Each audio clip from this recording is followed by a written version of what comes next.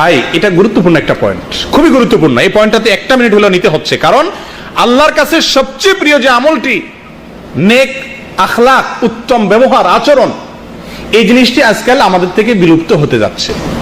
আমরা সবাই ভালো ব্যবহার করি কাকে, কার সাথে? যার কাছে আমার স্বার্থ আছে, বস মুদির, তার কাছে গেলে আমরা সবাই কি করি? ভালো ব্যবহার করি। শেখ সাদি রহমতুল্লাহ আলাইহি ফার্সি কবিতায় বলেছিলেন, গাদাগার তাওয়াদু কুনাদ খোয়ে উস্ত। ভিক্ষুক যে পৃথিবীর সবচেয়ে বিনয়ী লোকটার নাম হলো ভিক্ষুক, ঠিক না? ভিক্ষুকের ভিক্ষার সময় যে বিনয় থাকে, এটা কি আসল বিনয়? শেখ সাদি রহমতুল্লাহ বলেন এটা তো তাওয়াজু না, এটা তো তার ব্যবসা, এটা তো আমল না, নেক আমল হবে এটা?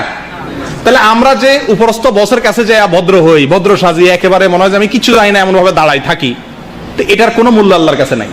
আল্লাহর কাছে মূল্য হলো আপনার ক্যাম্পের লোকের সাথে, আপনার রুমের লোকের সাথে, আপনার প্রতিবেশীর সাথে, আপনার সহকর্মীর সাথে, আপনার অধীনস্থের সাথে আপনি কিরকম ব্যবহারটা করেন।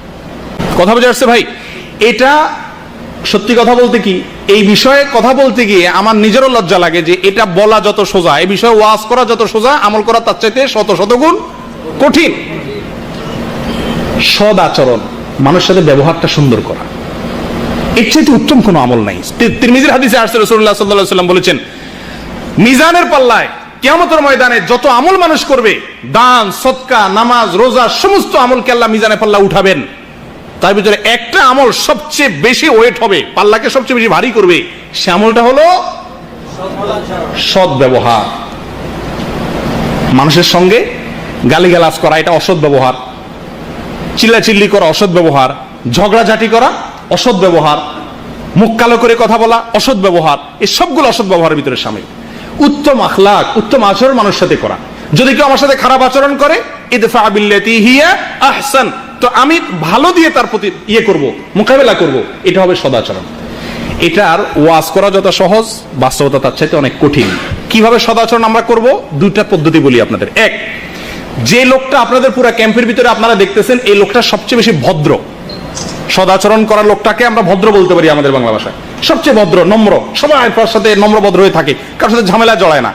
এই লোকটার বেশি বেশি সঙ্গ নিবেন, সোহবত নিবেন, কারণ আল্লাহ তাআলা বলেছেন, ইয়া আইয়ুহাল্লাযীনা আমানু তাকুল্লাহ ওয়া কুনু মাআস সাদিকিন, তাকওয়া অর্জন করো আর সাদিকদের সাথে থাকো। তাহলে যারা ভালো ব্যবহার যাদের ভিতরে আছে তাদের সঙ্গে উঠা বসা করবেন। ছেসরার সাথে উঠলে আপনার মধ্যেও ছেসরামি আসবে, ভালো মানুষের সাথে চললে আপনার মধ্যেও কি আসবে? ভালো অভ্যাস আসবে। আর দ্বিতীয়ত একটা দোয়া রাসূলুল্লাহ সাল্লাল্লাহু আলাইহি ওয়াসাল্লাম শিখাইছেন, বলবো দোয়াটা? কোনো লাভ নেই, কারণ আপনারা মুখস্থ করবেন না। আমি একবার বলবো শেষ, আর জীবনে মুখস্থ করলেন না, তাহলে দোয়া শুনে কি লাভ হলো? মুখস্থ করবেন তো ইনশাআল্লাহ। আরবি যদি মুখস্থ করতে না পারেন, বাংলা আল্লাহর কাছে চাইবেন। বহু কিছু তো চাইছেন, আল্লাহর ভালোবাসা চাওয়া শিখলেন, এখন আরেকটা জিনিস শিখেন যে আল্লাহর কাছে ভালো আচরণ, ভালো আখলাক চাইয়া নিতে হয়। ওমরা করতে যায় তো বহু ত্রুটি রুজি আল্লাহর কাছে চাইছেন, কয়জনে চাইছেন? আল্লাহ আপনার ভালোবাসা দিয়েন, আল্লাহ আল্লাহ আমার একটু ভালো আখলাক দিয়েন, আল্লাহ। এই জিনিসগুলো আমরা চাই। আফসোসের বিষয়, যেগুলো চাওয়ার জন্য রাসূল সাল্লাল্লাহু আলাইহি ওয়াসাল্লাম শিখাইছেন, সেগুলো আমরা জীবনে একবারও চাই। দেখেন রাসূলুল্লাহ সাল্লাল্লাহু আলাইহি ওয়াসাল্লাম দোয়া করতেন, আল্লাহুম্মা হদিনি লিআহসানিল আখলাক, আল্লাহর সবচেয়ে উত্তম আখলাকের পথটা আমার দেখায় দেন আপনি। আল্লাহুম্মা হদিনি লিআহসানিল আখলাক ওয়া লা ইয়াহদি লিআহসানিহা ইল্লা আনত, আপনি ছাড়া কেউ সঠিক ভালো আখলাকের পথ দেখাইতে পারবে না। ওয়াসরিফ আন্নি সাইয়্যাহা, আর খারাপ আখলাক, বদ আখলাক, খারাপ চরিত্র, বদ স্বভাব, অভদ্রতা থেকে আপনি আমাকে হেফাজত করেন। ওয়ালা ইয়াসরিফু সাইয়্যাহা ইল্লা আনত, আর বদ অভ্যাস থেকে আপনি ছাড়া কেউ রক্ষা করতে পারে না। তিরমিজির হাদিস। তাহলে ভালো মানুষের সাথে চলবো আর আল্লাহর কাছে দোয়া করবো, ইনশাআল্লাহ করবো তো। বদ আখলাক যদি হয়ে যায়, নিজেকে নিজে শাস্তি দেব, শাসন করব, এক সময় ইনশাআল্লাহ আমার আখলাকের ভিতরে পরিবর্তন হবে। বিশেষ করে এই পয়েন্টটার জন্য আমি দোয়া চাই আপনাদের কাছ থেকে। আল্লাহ আমাকে, আপনাদেরকে, সকলকে, আমাদেরকে, সকল মানুষের কাছে, অধীনস্থ হোক আর উপরস্থ হোক, সকলের কাছে আমাদেরকে উত্তম আখলাকি হওয়ার তৌফিক দান করেন। ভাই, এই জিনিসটা আমাদের নবী করিম সাল্লাল্লাহু আলাইহি ওয়াসাল্লামের অন্যতম বৈশিষ্ট্য ছিল, উত্তম আখলাক। মনে রাখবেন, নামাজি হওয়া সহজ, বিশ্বাস করেন রোজাদার হওয়া সহজ, হজ করা সহজ, নেক আখলাকি হওয়া সহজ নয়। বদ আখলাকি একজন মানুষ নিজেকে নেক আখলাকি বানানো, এটা অনেক কঠিন কাজ। করবেন তো ইনশাআল্লাহ? আমরা চারিত্রিক সনদপত্র নেই আমাদের দেশে মেম্বার, চেয়ারম্যান, কমিশনারের কাছ থেকে, না? চারিত্রিক সনদপত্র দেন, আপনারা বিদেশে আসতে লাগে না পাসপোর্ট বানাইতে, চারিত্রিক সনদপত্র দেয়। চেয়ারম্যান সাহেব, মেম্বার সাহেব আমার চরিত্রের কি জানবে? উনি চরিত্রের সনদপত্র দিচ্ছে। আরে রাসূলুল্লাহ সাল্লাল্লাহু আলাইহি ওয়াসাল্লাম বলেছেন, ওয়া আকরামুকুম আকরামুকুম ইলা আহলিহি, যে ব্যক্তি তার পরিবারের লোকের কাছে সবচেয়ে ভদ্র, সেই সবচেয়ে বেশি ভদ্র, সে আসল ভদ্র। চারিত্রিক সনদপ্রদ নেওয়ার যদি কোনো নিয়ম থাকতো তাহলে উচিত ছিল বউয়ের কাছ থেকে আগে নেওয়া, কারণ আমার ব্যবহার কত ফেরেশতার মতো এটা দুনিয়ার সবচেয়ে বেশি জানে কে? ম্যাডামে। বুঝেন নাই? বাহিরে তো অনেক মিষ্টি মিষ্টি হাসি মানুষের সামনে দেন, বউয়ের সামনে যাই আপনার আসল রূপটা প্রকাশ পায়। ভাই বোন ছোট তাদের সাথে প্রকাশ পায়, পরিবারের লোকদের সাথে প্রকাশ পায়, রুমের লোকদের কাছে প্রকাশ পায়। যারা তাদের রুমের লোকদের কাছে, যাদের মধ্যে বসবাস করে তাদের কাছে যারা ভদ্র, তারাই হলো কি আসল ভদ্র। আল্লাহ তাআলা আমাদের সকলকে আসল ভদ্র হওয়ার তৌফিক দান করেন। প্রিয় দিনী ভাইরা, আল্লাহ তাআলা প্রিয় কাজের মধ্যে থেকে একটা হলো জনকল্যাণমুখী হওয়া, মানুষ উপকারে আসে এরকম কাজ করা। এ সম্পর্কেও ইবনে আবিদ দুনিয়ার একটা হাদিস আসছে, আল্লামা আলবানী হাসান বলেছেন যে মানুষের ভিতরে সবচেয়ে প্রিয় মানুষ আল্লাহর সে ব্যক্তি যে ব্যক্তি মানুষ উপকারে আসে। অনেকগুলো কথা আসছে হাদিসে, সংক্ষেপে হলো মানুষ উপকারে আসে। আল্লাহ তাআলা প্রিয় আমলের ভিতরে অন্যতম একটা আমল হলো আল্লাহ তাআলা ফরজ আমল সমূহকে ভালোবাসেন। হাদিসে আসছে রাসূলুল্লাহ সাল্লাল্লাহু আলাইহি ওয়াসাল্লাম বলেছেন, আহাব্বু ইলাইয়া ওয়া মা তাকাররাবা ইলাইয়া আবদুন বিশাইইন আহাব্বু ইলাইয়া মিম্মা ইফতারাজতু আলাইহি। সহিহ বুখারীর হাদিস। আল্লাহ রাসূল সাল্লাল্লাহু আলাইহি ওয়াসাল্লাম বলেন, বান্দা ফরজ কাজগুলো যখন করে তো ওইটা থাকে আমার সবচাইতে প্রিয়। ফরজ কাজগুলো হলো আমার সবচাইতে প্রিয়। আমরা অনেকেই অনেক নফল কাজ করি, ফরজে গাফলতি আছে, পাঁচ ওয়াক্ত সালাতে গাফলতি আছে, কিন্তু অনেক ভালো কাজ করি, আছে না এরকম? মনে রাখবেন, সবচেয়ে গুরুত্বপূর্ণ হলো আমার কাছে পাঁচ ওয়াক্ত সালাত, এর চেয়ে গুরুত্বপূর্ণ কোনো আমল নাই। এই জন্য ফরজ কাজগুলোর দিকে বিশেষ ইহতিমাম করা। আর আল্লাহ তাআলার ভালোবাসা বা পছন্দের তালিকার ভিতরে আরো অনেকগুলো পয়েন্ট আছে, আমরা সংক্ষেপে বলে যাই শুধু। আল্লাহ তাআলা হাদিসের ভিতরে আসছে, রাসূলুল্লাহ সাল্লাল্লাহু আলাইহি ওয়াসাল্লাম বলেছেন, ইন্নাল্লাহা ইউহিব্বুল আবদাত তাকিয়াল গানিয়াল খাফি। আল্লাহ তাআলা ওই বান্দাকে পছন্দ করেন যার ভিতরে তিনটা গুণ আছে। এক হলো তাকি, অর্থাৎ মুত্তাকি, এতক্ষণ যেটা বুঝলাম, আল্লাহর ভয়ে হারাম কাজের ধারে কাছে যায় না, ভালো কাজ করে। দুই নম্বর হলো গনি, গনি মানে কি? ধনী। ধনী ধনী বলতে মালদার না, এটা সেই ধনী না। হাদিসে আছে আল গিনা গিনান নফস, যার মনটা কি বড়, কেউ কিছু বললেই একেবারে ফেটে পড়ে রাগ হয়ে যায় না, মনটা অনেক বড়, মাফ করে দেয়। বুঝেন নাই? এই মানসিকতা যার ভিতরে আছে। আল খাফি, যে ব্যক্তি কাজ করে ইখলাসের সাথে, নিজেকে প্রকাশ করতে চায় না, এই লোকগুলো আল্লাহর কাছে প্রিয়। অন্য একটা হাদিস আসছে মুসনাদ আহমদের ভিতরে, আল্লাহ তাআলার কাছে প্রিয় কি? ইউহিব্বুল্লাহুর রাজুল ইন্নাল্লাহা ইউহিব্বুস সামহাল বাই সামহাশ শিরা সামহাল কাদা। তিরমিজির হাদিস। অর্থাৎ রাসূলুল্লাহ সাল্লাল্লাহু আলাইহি ওয়াসাল্লাম ইরশাদ করেছেন, বান্দা যখন বেচা কিনা করে, যখন কেনা করে, বেচে, নয় কিনে, নয় বিচার, এই তিনও কাজে ক্ষমার দৃষ্টিতে দেখে। এটাও আমাদের জীবন ঘনিষ্ঠ একটা বিষয়। আপনি যখন কিছু বেচতে যাবেন তখন একটু কাটছাট করে দেওয়া মূল্যের ভিতরে, যখন কিনতে যাবেন তখন ওই ছোট লোকই না করা, চেরা না আটানোর জন্য। রিকশাওয়ালার থেকে 1 টাকা 5 টাকা বেশি পাওনা আছেন, ছেড়ে দিলেন, এই বান্দাকে আল্লাহ ভালোবাসেন। একেবারে না আমার পাই চাই, এটাকে আল্লাহ পছন্দ করেন না। আর বিচারের ক্ষেত্রেও ছাড় দেওয়ার মানসিকতা যার আছে তাকে আল্লাহ পছন্দ করেন। ভাই, এটা সবচেয়ে গুরুত্বপূর্ণ পয়েন্ট। আমাদের মধ্যে ঝগড়াঝাটি টুকটাক চলতে গেলে একসাথে লাগে কি লাগে না? সবার সাথে সবাই লাগে, মানুষ সবাই লাগবেই। এই ঝগড়াঝাটি লাগবে সবার ভিতরেই, কিন্তু তাদের ভিতরে উত্তম হলো ওই ব্যক্তি যে লোকটার ছাড় দেওয়ার মানসিকতা আছে। ছাড় কি? ভাই, গালি তো সে আগে দিছে, আচ্ছা ঠিক আছে আমি মাফ করে দিলাম ভাই, এই লোকটা সবচেয়ে আল্লাহর কাছে প্রিয়। স্পেশালি আরেকটা পয়েন্ট হলো আল্লাহ তাআলার কাছে প্রিয় হলো ক্ষমাশীলতা। কোনটা প্রিয়? ক্ষমাশীলতা। যে মানুষকে ক্ষমা করতে জানে তাকে আল্লাহ তাআলা কি করেন? ভালোবাসেন। আল্লাহুম্মা ইন্নাকা আফুউন তুহিব্বুল আফওয়া, একটা দোয়া আছে না, সবে কদরে পড়ার দোয়া। আল্লাহ আপনি ক্ষমাশীল, আর ক্ষমাকে আপনি কি করেন? ভালোবাসেন। যারা ক্ষমা করে তাদেরকে আল্লাহ তাআলা ভালোবাসেন। কোরআনে কারীমে আল্লাহ তাআলা নেককারদের গুনাহগান বলতে গিয়ে আল্লাহ বলেন, ওয়া ইযা মা গাদিবু হুম ইয়াগফিরুন, তারা যখন রাগ আসে তখন ক্ষমা করে। রাগ আসলে আমাদের বেশিরভাগ মানুষ আমরা বলি, একটা কমন ডায়ালগ আছে আমাদের সবার, সেটা কি? আমার মাথা ঠিক থাকে না। জি, মাথা ঠিক থাকে না, এই টাইপের পাবলিক দুনিয়াতে বহুত আছে। ওই পাবলিকে আল্লাহর প্রিয় যার মাথাটা কি থাকে? ঠিক থাকে। মনে রাখেন, এই যুগে মুসা আলাইহিস সালামের মতো মেজাজের লোকের অভাব নাই। ওইরকম সবাই মানে দাবি করে যে আমি মুসা আলাইহিস সালামের মতো। অন্যায় দেখলে আমার মাথা কি থাকে না? ঠিক থাকে না। উনি নিজে কিন্তু গুনাহের কাজ করেন ঠান্ডা মাথায়, আরেকজন অন্যায় দেখলে কি থাকে না, আর মাথা ঠিক থাকে না। এগুলো সব শয়তান এই সমস্ত বুদ্ধি দেয়।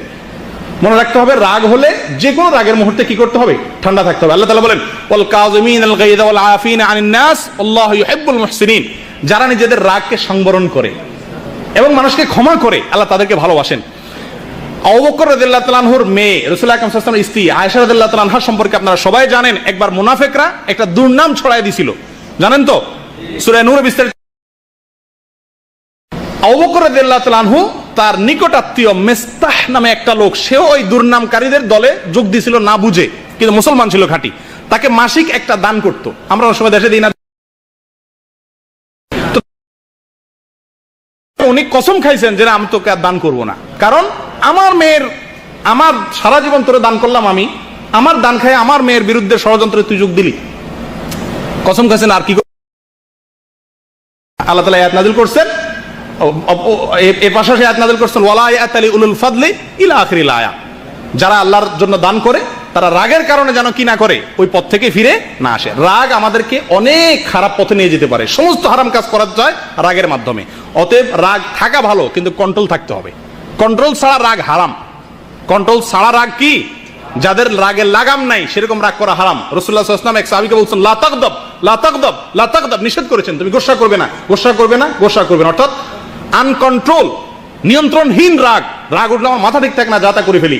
মনে রাখবেন এই লোকের চিকিৎসার দরকার আছে, চিকিৎসার দরকার আছে। রাগ কন্ট্রোল কিভাবে করব তার জন্য অনেকগুলো উপায় আছে। যখন রাগ উঠবে তখন দাঁড়ানো অবস্থা থাকলে বসে যাবো, হাদিসে আসছে। বসা অবস্থা থাকলে শুয়ে যাবো, ওযু করব। এগুলো সব যদি রাগ আসে, রাগকে কমানোর একটা উপায়। বিসমিল্লাহ পড়বো, আউযুবিল্লাহ পড়বো, এগুলো সবগুলো রাগ আসার, রাগ কমানোর একটা পদ্ধতি। এক সাহাবীর রাগ আসছে, রাসূলুল্লাহ সাল্লাল্লাহু আলাইহি ওয়াসাল্লাম দূর থেকে দেখছেন, দেখা উনি বলতেছেন আমি এমন একটা বাক্য জানি যে বাক্যটা বললে এই লোকটার রাগটা এখন ঠান্ডা হয়ে যাবে। সেটা কি? আউযুবিল্লাহি মিনাশ শাইতানির রাজিম। দূরে থেকে বললেন, কিন্তু আমরা হলে কি বলতাম? রাগ হলে ওই রাগ অবস্থায় যায় লোকেরা বলতাম এই মিয়া আউযুবিল্লাহ পড়ো, আউযুবিল্লাহ পড়ো, যে ঠাড়ায় না একটা আপনারা মেরে বসতো, রাগ আরো বাড়তো, ঠিক না? রাসূলুল্লাহ সাল্লাল্লাহু আলাইহি ওয়াসাল্লাম কৌশল দেখেন, তাকে শুনাইয়া শুনাইয়া দূরে থেকে আরেকজনকে বলতেছে ভাই শুনছো, এই যে লোকটার রাগ উঠছে, এমন একটা কালিমা আমি জানি যেটা পড়লে তার রাগ কমে যাবে। কত সুন্দর পদ্ধতি। তাহলে আমাদের মধ্যে কারোর ভিতরে ঝগড়াঝাটি লাগে তো দূরে থেকে আমরা এটা বলবো, যাতে করে সে শুনে এটা পড়ে, সঙ্গে সঙ্গে তার রাগের মিটার ইনশাআল্লাহ কমে যাবে। আল্লাহ তাআলা আমাদের রাগগুলোকে কন্ট্রোল করার তৌফিক দান করেন। ভাই আল্লাহ তাআলার প্রিয় আমলের ভিতরে অনেকগুলো তালিকা আছে, যে বললাম বলে শেষ করা যাবে না, কিন্তু আমাদের সময় আর আমাদেরকে দিচ্ছে না। অতএব শেষের দিকে যাচ্ছি, আর দুটা তিনটা পয়েন্ট বলে শেষ করি। আল্লাহ তাআলার কাছে প্রিয় কাজ হলো ইতকান, ভালোভাবে কোনো কাজ করা। হাদিসে আসছে রাসূলুল্লাহ সাল্লাল্লাহু আলাইহি ওয়াসাল্লাম বলেন ইন্নাল্লাহা ইউহিব্বু ইযা আমিলা আহাদুকুম আমালান আন ইউতকিনাহু, কোন কোন হাদিসে আসছে আন ইউহসিনা, তোমাদের মধ্যে কেউ যখন কোনো কাজ করে এটা ভালোভাবে যেন করে। এই একটা রোগ আমাদের ভিতরে আছে, কাজকে অর্ধেককে রাখি। নামাজ পড়ি ঠিক আছে, কিন্তু ভালোভাবে পড়ি না, তাড়াহুড়া করে পড়ি, করি না? রোজা রাখি ঠিক আছে, রাখি আবার টেলিভিশন রাখি দেখি, তাহলে কাজটা ভালোভাবে, রোজাটা ভালোভাবে হলো না। রোজা রাখি আবার গীবত করলাম, গুনাহের কাজ করলাম। আল্লাহ তাআলা পছন্দ হলো তুমি যেটুকু আমল করো ওইটুকু আমলকে কি করো? ভালোভাবে করো, সঠিকভাবে করো, মজবুত ভাবে করো। কারণ কোরআনে কারিমে আল্লাহ তাআলা বেশি আমল করতে বলেন নাই। ভাই কিয়ামতের ময়দানে আমাদের জিজ্ঞাসা করবে না কার আমল কত বেশি। আমাদের কাছে আল্লাহ তাআলা চান কত সুন্দর আমল হয়, যেটুকু করি ওটুকু কি হইতে হবে? ফ্রেশ হতে হবে। নামাজ পড়বো ধীরে ধীরে, রোজা রাখবো তো রোজা রেখে কোনো গুনাহের কাজ করবো না, মিথ্যা কথা বলবো না, ঝগড়াঝাটি করবো না, গীবত শিকায়ত করবো না, টেলিভিশন দেখবো না। আসতেছে রমজান মাস, নিয়ত করবেন তো ইনশাআল্লাহ, পাক্কা ইরাদা করবেন, যেটুকু করবো সেটুকু ভালোভাবে করবো। দেখেন ইসলাম সব জিনিসকে ভালোভাবে করতে বলে, এমনকি জবাই করার ক্ষেত্রে রাসূলুল্লাহ সাল্লাল্লাহু আলাইহি ওয়াসাল্লাম বলছেন ওয়া ইযা যাবাহতুম ফাআহসিনুজ যাবহাতা, জবাই করো সেটাকেও সুন্দরভাবে করো, যেন তেনভাবে করো না, যেটা তো পশু তো মারাই যাবে, ঠিক আছে, যেমনি সেমনি করি না, ধার দিয়ে নাও ছুরিকে, যাতে করে তার কষ্টটা কম হয়। তাহলে সব কাজে ইসলাম আমাদেরকে সুন্দর করে করতে বলে, ভালোভাবে করতে বলে। করবেন তো ইনশাআল্লাহ, যেটুকু করবেন ওইটুকু ফ্রেশ করে করবেন, আল্লাহ তাআলার কাছে এটা বেশি প্রিয় হবে। আল্লাহ তাআলার কাছে সর্বশেষ যে পয়েন্টটা বলে শেষ করবো সেটা হলো দুটি ফোঁটা আল্লাহ তাআলার কাছে প্রিয়, দুটি ফোঁটা আল্লাহর কাছে প্রিয়। হাদিসে রাসূলুল্লাহ সাল্লাল্লাহু আলাইহি ওয়াসাল্লাম বলেছেন লাইসা শাইউন আহাব্বু ইলাল্লাহ মিন কাতরাতাইন ওয়া আফরাইন, কাতরাতুম মিন দুমুইন ফি খাশিয়াতিল্লাহ ওয়া কাতরাতু দামিন তুহরাকু ফি সাবিলিল্লাহ। দুই ধরনের ফোঁটা মানুষের শরীর, এর পানি, যে চোখের পানি আল্লাহর ভয়ে মানুষের চোখ থেকে বেয়ে পড়ে, এটা আল্লাহর কাছে অনেক প্রিয়। ভাই আমাদের অন্তরগুলো পাথর হয়ে গেছে, আল্লাহর ভয় আমাদের চোখে পানি এখন আর আসে না, আমাদের আসা যাওয়া হয় না, উঠা বসা হয় না, ঈমান নবায়ন করা হয় না, যার কারণে আল্লাহর ভয়ে চোখের পানি কয়বার পড়ছে আমাদের জীবনে। ভাই বহু মানুষ আছি আমরা, বহু কপাল পড়া আছি জীবনে, আল্লাহর পাকড়াও, আল্লাহর আযাব, আল্লাহর গজবের ভয়ে চোখের পানি কখনো আসে নাই। মনে রাখবেন চোখের পানি আসা এটা সৌভাগ্যের আলামত। হাদিসে আসছে দুর্ভাগা, কপাল পোড়া, জাহান্নামী হওয়ার আলামতের মধ্যে থেকে একটা হলো চোখ শুকিয়ে যাওয়া, চোখে পানি না আসা। আল্লাহ আমাদের সকলের অন্তরগুলোকে নরম করে দেন। আল্লাহর ভয়ে যেন আমাদের চোখের পানি আসে, আমরা যেন আল্লাহর কাছে ক্ষমা চাই, আল্লাহর আযাবের ভয়ে যেন আমরা ভীত থাকি, এবং সেই ভয় আমাদেরকে অনেক দূর নিয়ে যাবে। প্রিয় দিনী ভাইয়েরা, জীবনে বহু কাঁদা আমরা কেঁদেছি, বহু চোখের পানি আমরা সবাই ফেলেছি। আল্লাহর কসম পরীক্ষা করে দেখেন, আল্লামা ইমাম আব্দুল্লাহ ইবনে মুবারক রহমতুল্লাহ আলাইহি বলেছিলেন, যেটার ফার্সিতে কবিতা আকারে একজন কবি বলেছিলেন, সালেহাতু সঙ্গে বুদি দিল খারাশ আজমুদে এক জামানা খাকে বাস। সারা জীবন তো পাথর হয়ে কাটালে গো, একটি মুহূর্ত জীবনের মাটি হয়ে দেখো কত মজা। বিশ্বাস করো, পাথর হয়ে কাটানোর মধ্যে মজা নাই, স্বাদ এবং সমস্ত মজা হলো মাটি হয়ে কাটানোর মধ্যে। শক্ত হয়ে থাকার মধ্যে মজা নাই, নরম হও, চোখের পানি ফেলো, আল্লাহর কাছে মাপ চাও। আমরা দুনিয়াতে যত কাঁদা কাঁদি, কোনো ব্যথায় কাঁদি, কোনো বিরহে কাঁদি, সে কাঁদার পরে দেখবেন শরীর ভার হয়ে যায়, অস্থির হয়ে যায়। আল্লাহর কসম, পরীক্ষা করে দেখেন, আল্লাহর ভয় অন্তরে জাগ্রত করে যদি চোখের পানি ফেলতে পারেন, সেই কাঁদার পরে দেখবেন মন, মস্তিষ্ক, কল্ব, অন্তর, মাথা সব ফ্রেশ হয়ে গেছে। আল্লাহর প্রিয় কাজগুলোর ভিতরে একটা হলো তওবা করে আল্লাহর ভয়ে ভীত সন্ত্রস্ত হয়ে নিজের গুনার কারণে চোখের পানি ফেলা। আল্লাহ তাআলা আমাদের সকলকে আমাদের বেশি থেকে বেশি আল্লাহর দরবারে রোনাজারি করার তৌফিক দান করেন।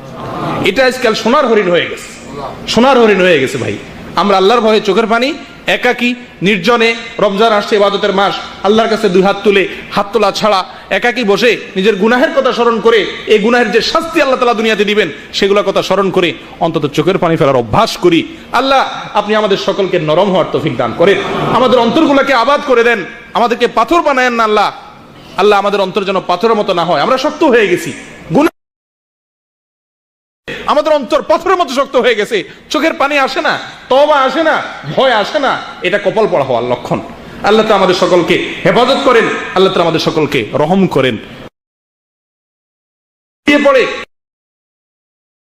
আল্লাহর রাস্তায় যদি মানুষ জিহাদ করে নিজের রক্তকে প্রবাহিত করে দেয়, শহীদ হয়ে যায়, শাহাদাতের মর্যাদাকে বরণ করে নেয়, তো সেই যে রক্ত ফোঁটা মানুষের শরীর থেকে পড়ে, সেটাও আল্লাহ তাআলা কাছে কি।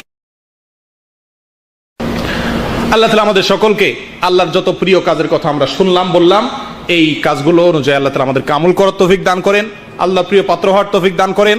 মনে রাখবেন, আমরা দুনিয়াতে যত কাজ করি, যত যাই করি না কেন, এই সব কিছু আমাদের কোনোটাই আমাদের স্থায়ী উপকার বয়ে আনবে না।